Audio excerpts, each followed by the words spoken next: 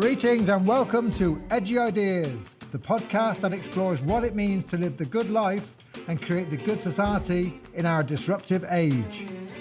My name is Simon Western, and I will be talking to invited guests about diverse topics, exploring social conscious and unconscious dynamics and desires.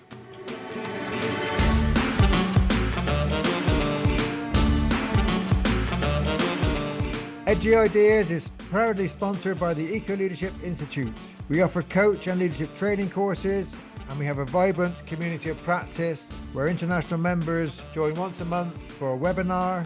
Our focus is on co-creating the good society. To find out more, go to www.ecoleadershipinstitute.org, and to read my polemic blogs and essays, go to Simon Western at Substack. Thank you for listening.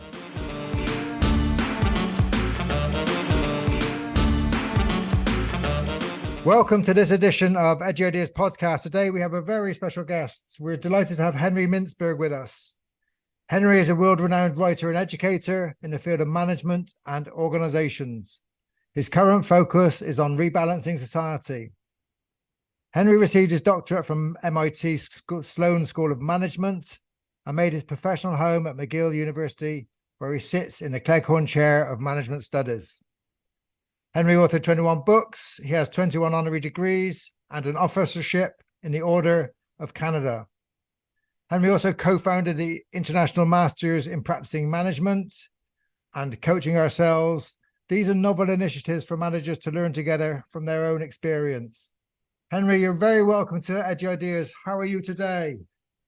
I'm fine, Simon. You know, the IMPM, the International Masters Program, started 25 years ago, and that's when you and I got to know each other, believe it or not. I mean, you believe it, obviously. And it's so nice to renew the acquaintance.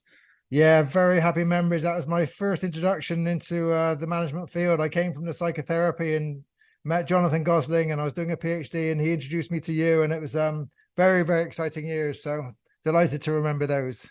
Good. Nice to think about it. So, Henry, you've written so much, and there's so much to talk about. But what I'd really like to look at today is what brought you into this field in the first place? What engaged you with the idea of studying management and organizations? Well, I guess I was going to do the proper thing and go into business. I had an engineering degree in mechanical engineering, and I was going to go into business, but somehow I was suspicious of MBA programs. Those were Harvard phony kind of people, and not that they all are, but some are. And so I was an engineer, although many engineers went to places like that. And so I decided to do a master's in industrial engineering and become a consultant. And ended up at MIT because it wasn't called industrial engineering, but it was a Master of Science. It wasn't called an MBA, although today it is.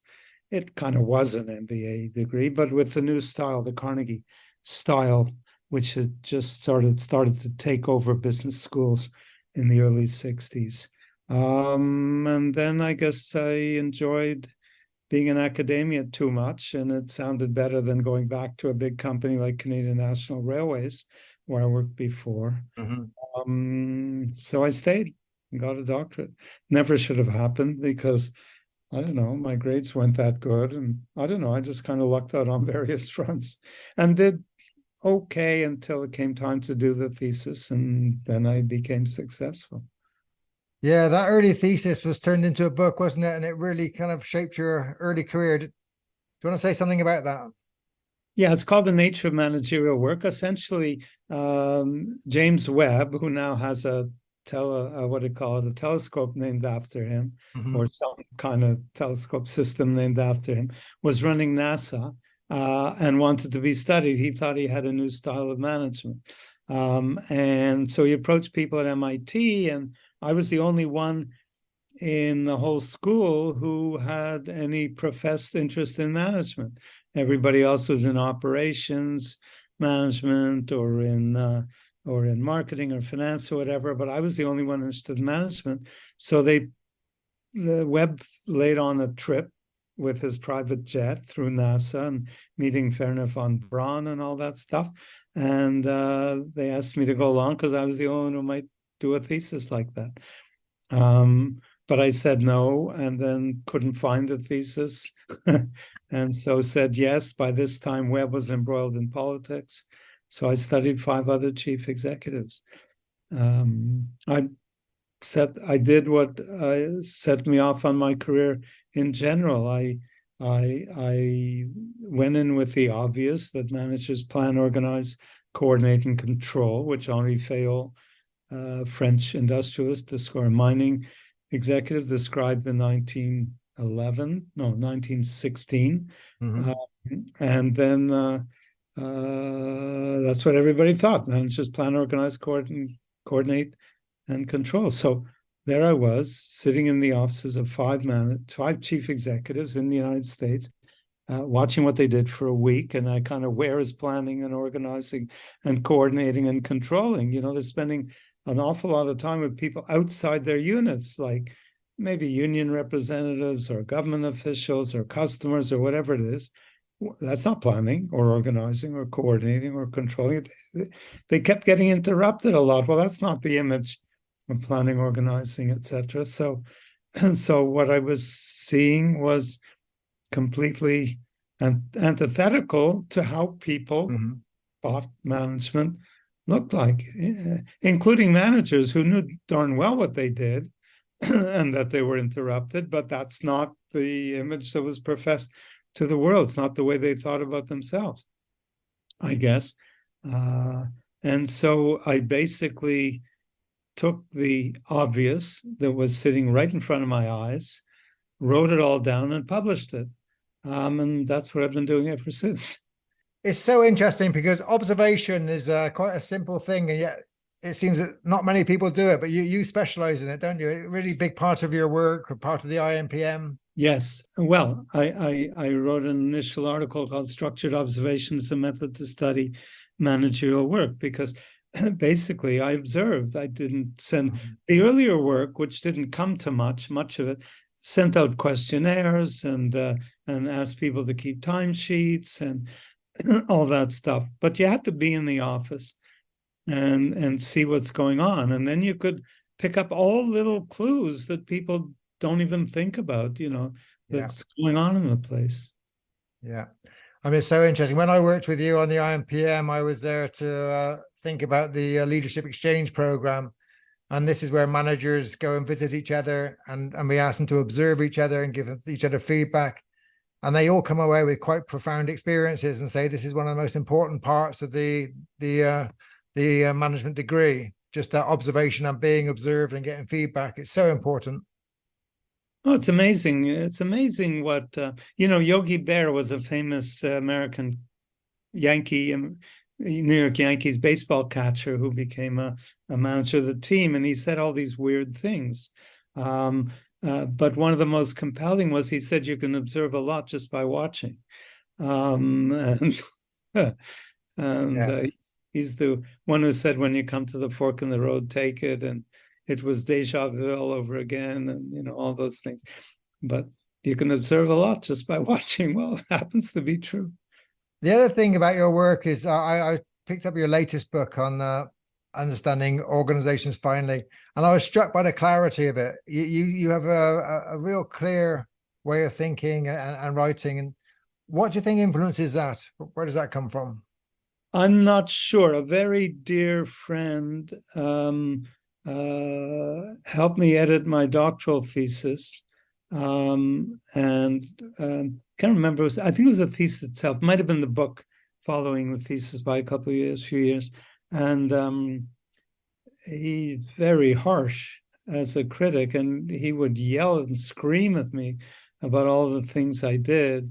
So did that teach me how to write? It certainly helped. I may have had a predisposition because I like to write in metaphors, for example, and I use a lot of colorful language and so on and so forth. So, but what also makes my writing clear is 10 drafts. In fact, I'm working on an article that I sent to my daughter as a first outline. And I said, don't be too horrified because this just looks hideous. But, after 10 different outlines and 10 different written drafts, this will be coherent. So I rewrite and I rewrite and I rewrite and I rewrite. I read other people's work, some other people's work, and I'd say to myself, this is a first draft. It never should have been released. Oh, that's really reassuring to me, because in my writing, I end up rewriting and rewriting and rewriting. And I sometimes think I'm slow, but you do have to do the work to get the clarity, don't you? And the succinctness. Yeah, even this book, which is based in part on the previous book. So I kind of knew where I was going, but there, at least for half of it, let's say. But the chapters were all written and rewritten, nevertheless, many times, and some of them probably 5 times. In other books, 10 times would be common. What other influences on your career have stood out for you? What important things have stood out for you? Probably the greatest influence on my career was an exchange with Herbert Simon in 1976, around 1976. Simon was the most prominent and significant management scholar ever, and kind of a hero of mine in a way, and somebody I had enormous respect for. I read a book about the 2 hemispheres in the human brain, and how the right hemisphere tends to be, if you like, more intuitive, more spatial. The left hemisphere more analytic, more linear, more about vocabulary, and so on and so forth. And it struck me that really described the difference between managerial work as had been depicted and managerial work as I had seen it practiced. And it seemed to me it was a lot more right hemispheric than left hemispheric. And so I wrote an article called Planning on the Left Side, Managing on the Right, sent it to the Harvard Business Review. They accepted it. They, sent back comments and so on and so forth. In the meantime, I thought I better send it to Simon, because I didn't know him really, but he was not only the most prominent management guy of the era, but he had gone to the psychology department at Carnegie Institute of Technology as a cognitive psychologist. So he would know a lot more about brains and hemispheres and all this than I did. So I wrote to him and I said, what do you think of this? And he said, I don't believe any of it, or some such thing, something to that effect, and basically dismissed it. So I sat there. I was in France at the time, and just at the time I got a telegram at the time or something from Harvard saying we need the article right away. And so I had the choice at that point of pulling it and basically saying he knows something I don't, or including it and saying, no, despite his knowledge and everything else, he's wrong. Mm-hmm. And I decided on the latter and never looked back. I think he was biased. We had some interesting correspondence that's in my book called Mintzberg on Management, with his permission, that describes our correspondence back and forth about this. And so I stood my ground and was able to go forward, despite my respect continuing to this day otherwise for Herbert Simon. Another thing I've observed with your work, you're very mainstream. You sell a lot of books. You're very, very popular in management fields, and yet you critique management a lot. You're seen as an anti-establishment person in some ways, and yet you're selling a lot of books. That's a very interesting position. What do you make of that? Well, they call me, or some people call me, contrarian, with which I disagree completely. A contrarian is someone who takes an alternate position for its own sake.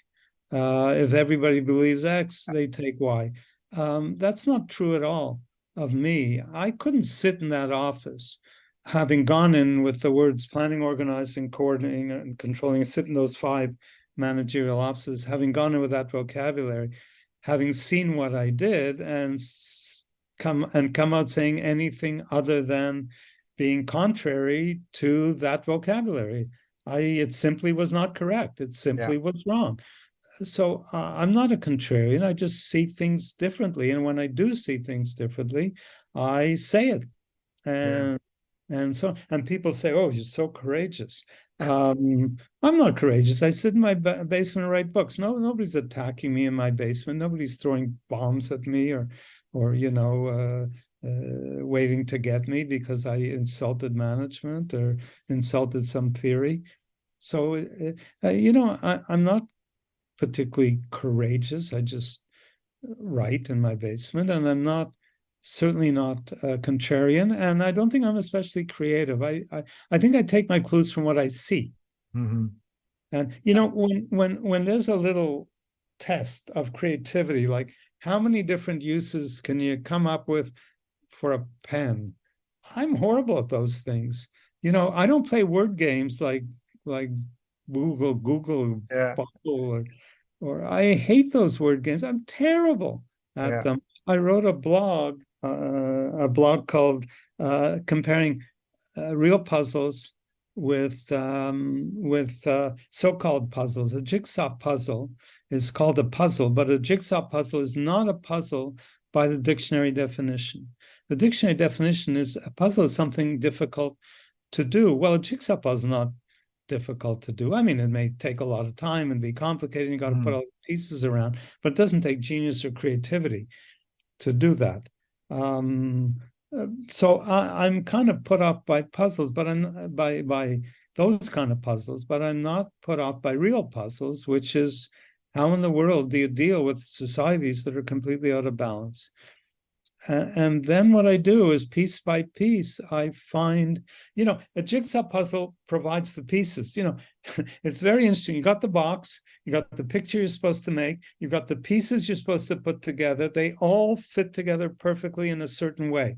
Well, that's not very interesting. When I'm doing rebalancing society, nobody gave me a box, nobody gave me a picture.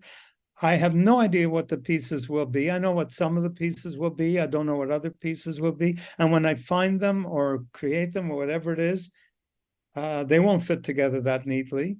And I don't know what image I'm making anyway in the end, other than we need to rebalance society. So that's the way I work. It's a very different way. I'm not sure I'd call it creative. I kind of made some notes because of our conversation and so on. But I'll tell you what I do think I am.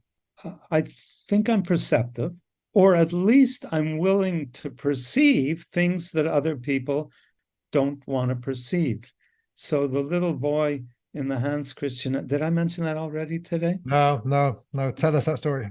Yeah. So let me tell you who my only real hero is in life. It's the little boy in the Hans Christian Andersen story, because he had the courage to say that the king that the emperor was wearing no clothes. And everybody else was cheering this emperor, who they saw as wearing new clothes. Now, I look at a story like that and I say, what was going on? What was really going on? Well, number one, he wasn't courageous. He was just young. And so he kind of looked and said, I don't know what everybody's cheering about when this guy is walking down the street with no clothes. And he said it. He had the courage to see it. Well, that didn't take courage, but he had the courage to say it. But he was young, so he had no threats about saying it. Well, what about everybody else in the crowd? They didn't want to see it. They were afraid to see it. And so when I say I think I'm perceptive, I mean I am able to see things that are obvious, even though they're not obvious to other people, like these managers are not planning, organizing, coordinating, and controlling, or at least those words don't help very much. So I think I'm perceptive. I think I have the capacity to synthesize, to take various thoughts and put them together. So it's not that any of the thoughts are so creative, but maybe the gestalt is more creative. And then what I do in life is I reframe. So I reframe managerial work. I reframe how we describe managerial work. I've reframed strategy as learning, not planning, what I call emergent strategy, not deliberate strategy. I reframed, or with colleagues, reframed management education as social learning beyond autonomous teaching. So what I do is I put things together. That's what I do. I think a contrarian favors the opposite. I favor the obvious. Yeah. Interesting. Yeah. Yeah. Yeah, I mean, I see that as well. I mean, I've worked with a lot of critical theorist scholars, and they're very good at picking apart what's wrong with the organizations. But they don't do what you do, which is try and put it back together, which is kind of look at that reframing piece and looking at kind of how we could do it better. And then you go further and you actually develop a course, or you develop coaching ourselves. Well, that's a bit the story of the IMPM. Yeah. Because at one point, certainly my thesis and also my prior biases against the MBA program, but certainly my thesis indicated to me that the MBA program was not creating managers at all. It was destroying, in some ways, people's perception of management, because you don't learn management in a classroom. You learn management on the job. And so I wasn't particularly predisposed to MBA programs. So I was going around, I was being invited to a lot of universities, business schools, and giving what I called my flagellation lecture. I used to do it in INSEAD yearly after I had left, after visiting INSEAD for a few years, my flagellation lecture, saying that MBA programs develop the wrong people in the wrong ways with the wrong consequences. Meaning with regard to teaching management. Yeah. With regard to teaching business functions like finance and marketing, sure, they do that well. But they give a distorted picture of management, because management is basically a picture, a triangle, okay? Art, science, craft, okay? Art is novelty and vision and insight, and craft is experience and kind of human touch, and art and science is evidence and analysis. Okay, you can't teach art to anybody no matter what. So forget that. You can't teach craft because craft is experience based. Yeah. So you can't teach experience, and the case study is the worst way to teach experience, because it's not their experience. They don't know what the heck 10 pages really means. So MBA programs tend to teach the science or the analysis, and even the case study method is quite analytical about how you deal with cases, whereas teaching theory and so on can be very analytical and very scientific. So MBA programs lean toward the science or the analysis, which is what they can teach. Okay, and so people started to say to me, "What are you doing about this?" And I kept saying, "I'm an academic. I'm not supposed to do anything about anything. I'm only supposed to criticize." But eventually we got humiliated enough and said, okay. And so a group of us got together, including your long-term friend, Jonathan Gosling, and we created the IMPM, which takes people who are managers and brings them into a classroom where they sit at round tables and spend half their time reflecting on their experience and sharing it with each other based on the theory and stuff we introduce. So we're not introducing theory to a bunch of know-nothings. We're introducing theory to a bunch of experienced managers. And if they can use it, we keep doing it. Yeah, that's very, very interesting. There's been quite a move in sort of organizational thinking. People talk a lot about flattened hierarchies and getting rid of structures and having more networked organizations, more kind of horizontal rather than vertical. What's your thinking about that, Henry? Well, I wouldn't fly in an airplane that did that, or go to a hotel that did that. But I would certainly use an advertising agency that does that, or watch a film done by a film company that does that. In other words, this one best way concept that was introduced by Frederick Taylor over a century ago we can't get past it. We have to constantly look for the magic bullet, the the perfect answer. And in my new book, I talk a lot about project organizations. I call them project pioneers, and they have to be decentralized and all those good things, agile and all the popular words.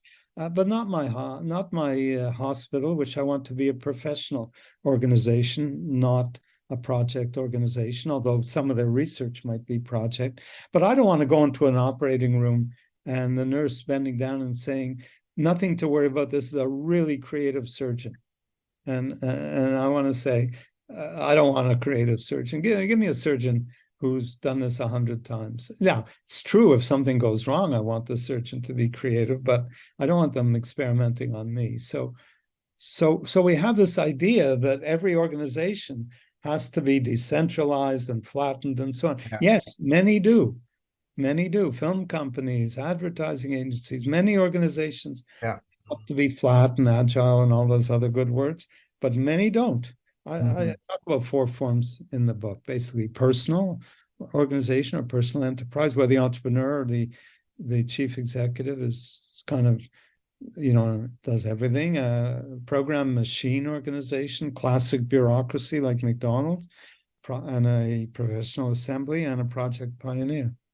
And do you want to say something about rebalancing society? Because that's a big part of your thinking at the moment, isn't it? I was very interested in how you reframe the third sector. You reframe what is sometimes called the not-for-profit sector. You broaden that, don't you, into is it a plural sector you call it? Yeah. So I was in Prague in 1991, 2 years after the Velvet Revolution. The pundits were convinced that capitalism had triumphed. And, one guy even wrote an idiotic book, an article about the end of history, that mankind had achieved perfection. And look at the perfection we've achieved today. Things didn't look bad in 1991, before 1991. It occurred to me right then and there that capitalism hadn't triumphed.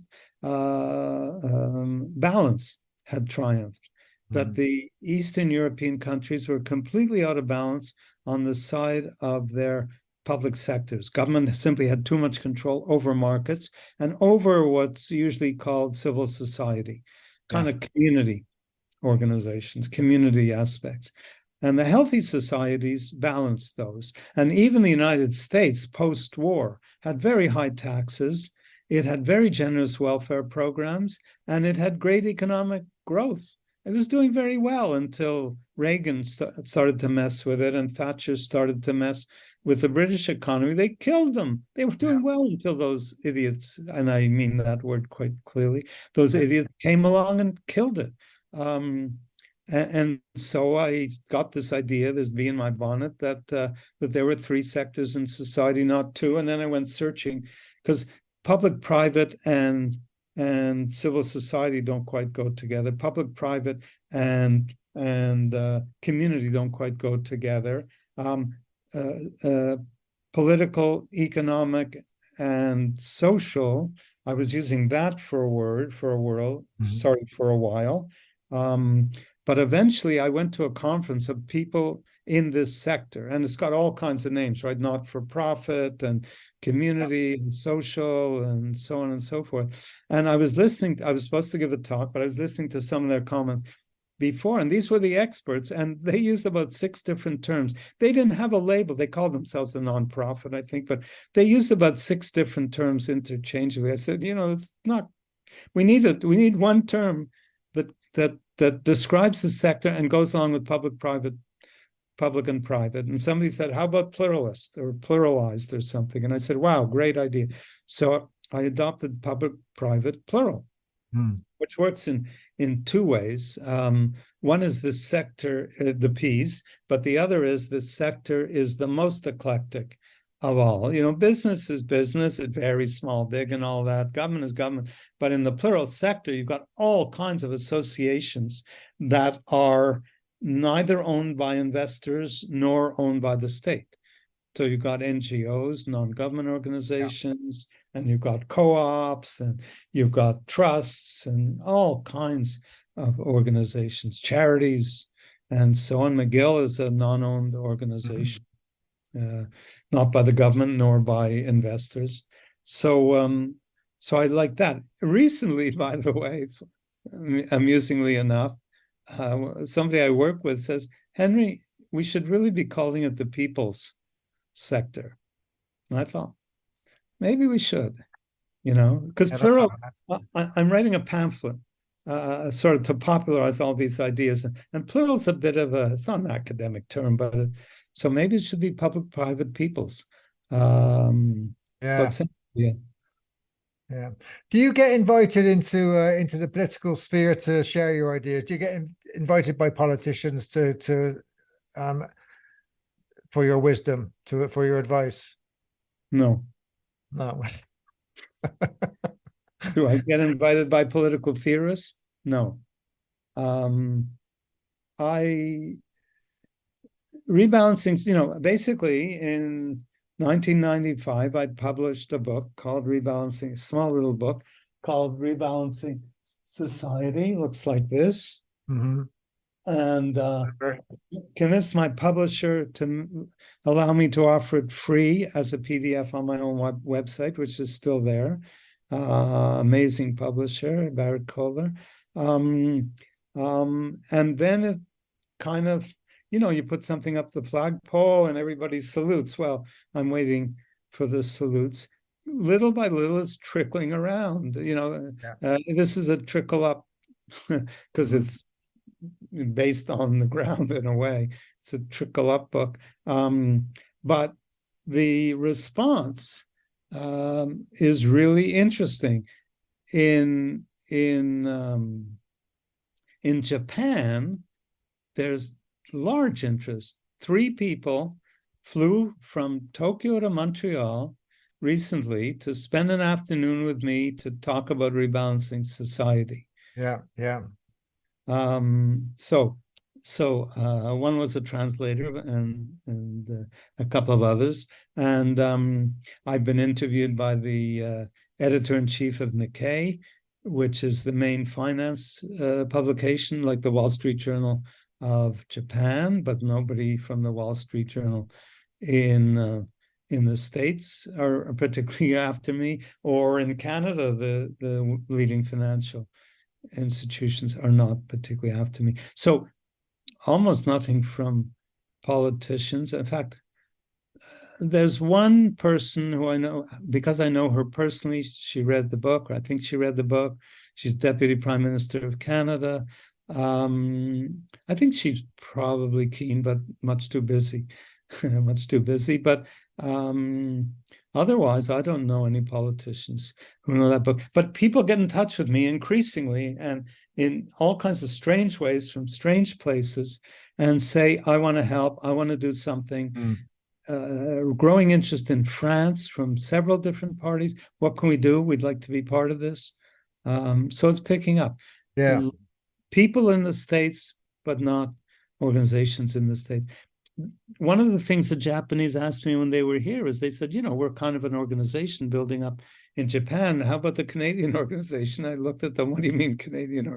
There's no Canadian organization. There are people in Canada who are interested in this. Yeah. And I've got people I work with around me, but I don't see my job as creating a movement in Canada. I'm just writing to create movements everywhere. Yeah. Well, I think it's a very important idea, and it seems like a slow burn, but hopefully it will catch on. Henry, we're coming to the end of the time for the podcast. It's been really lovely talking to you. I ask guests at the end of the podcast a question about what their thoughts are on what it means to live a good life and to create a good society. Well, first of all, there are good societies, if you feel according to the Economist Democracy Index, a number of the most democratic countries in the world are small. All the Scandinavian countries, New Zealand, those kind of countries. Yeah. Plus, on that list are places like Costa Rica and so on and so forth. So there are wonderful places to live. Canada, I think, is one of them. Canada, not that small anymore, but Canada is a very sane, wonderful place to live. I try and spend as much time as we can in the country. We have a house about an hour from the city. Right now I'm in the city, and the decor is kind of nil compared to up there.